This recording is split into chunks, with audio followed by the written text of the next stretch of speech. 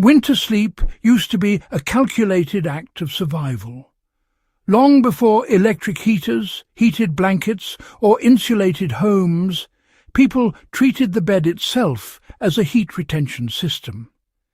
Every layer, material, and placement choice served a purpose. For those of us who study history seriously or prepare for uncertain futures, these methods are not trivia. They are proven systems refined over centuries. If this kind of deep, practical history matters to you, make sure you subscribe to Warfield Prepper Chronicles, like this video, and leave a comment with your own research or experiences. Now, let's get straight into how beds were actually built to hold heat. Beds were raised off the ground to break cold transfer. Cold floors were one of the greatest enemies of warmth. Stone, packed earth, and early wooden floors pulled heat directly from the body through conduction. That is why beds were almost always elevated.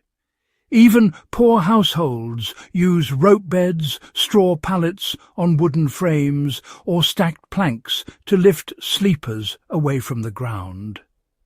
The height mattered. The higher the bed, the less cold air pooled around the body at night.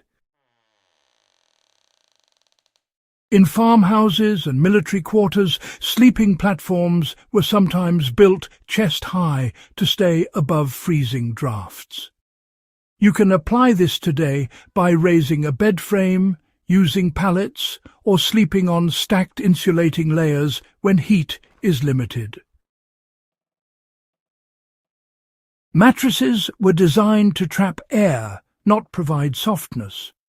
Pre-electric mattresses were thermal tools. Straw, hay, wool flock, horsehair, and later feather-filled ticks were chosen because they trapped air. Air was the real insulator. Straw mattresses were beaten and fluffed regularly because compacted straw lost insulation value. Feather beds, common in Northern Europe, were placed on top of firmer straw mattresses to combine structure and warmth.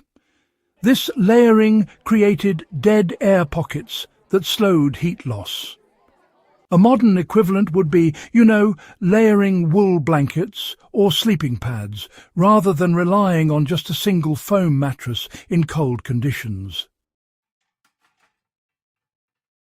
Bedding followed a strict heat retention order. People did not pile bedding randomly. The order was intentional. A heavy mattress at the base stopped cold from below. Sheets made of linen or hemp managed moisture, keeping sweat from chilling the body. Thick wool blankets came next, because wool retains warmth even when damp. Feather duvets or quilts topped everything, acting as a heat cap.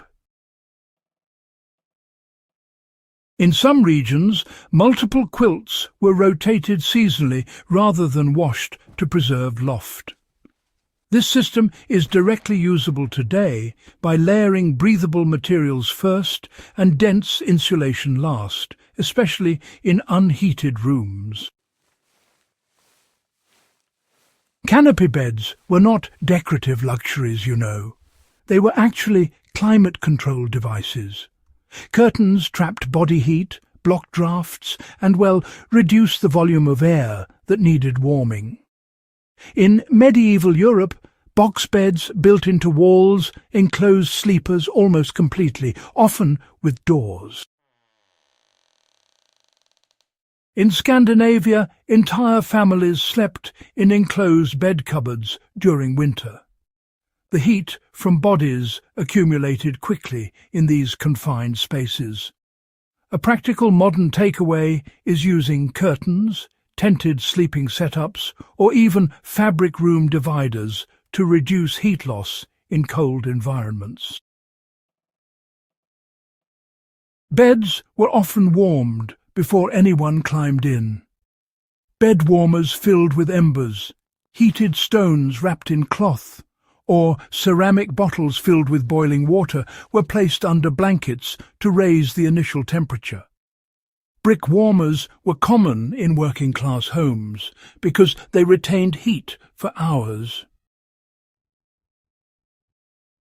These methods, reduced the energy the body needed to generate warmth. Today, hot water bottles or pre-warmed bedding, they replicate the same principle without electricity. Sleeping naked in winter was not common historically. Linen nightshirts absorbed moisture, while wool caps prevented heat loss through the head.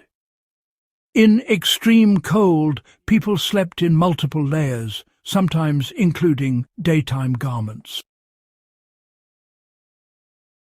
Soldiers during the First World War and earlier conflicts slept fully clothed under blankets because, really, body heat retention outweighed comfort.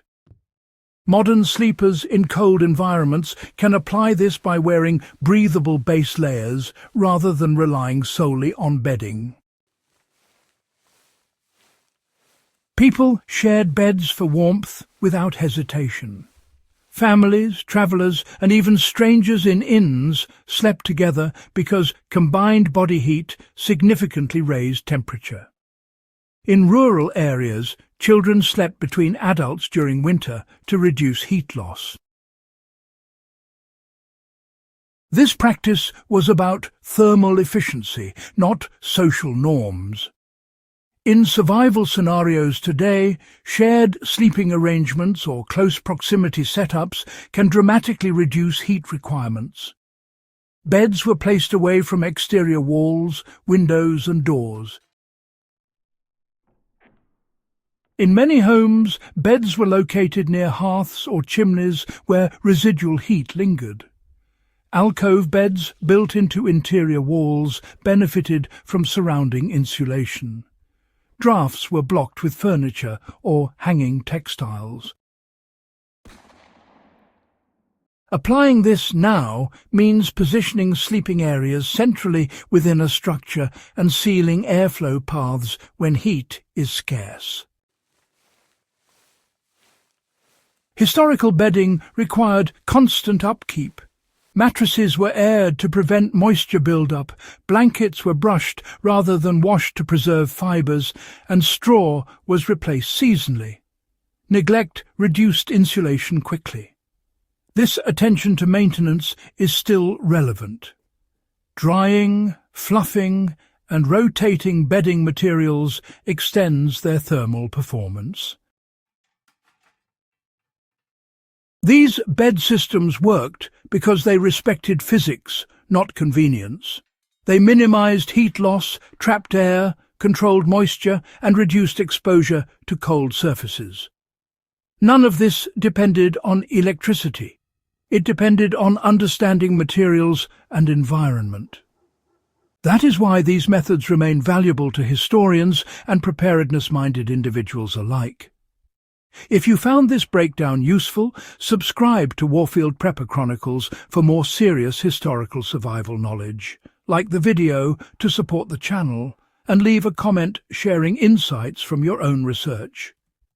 Share this with anyone who cares about practical history, because these old systems still work when modern ones fail.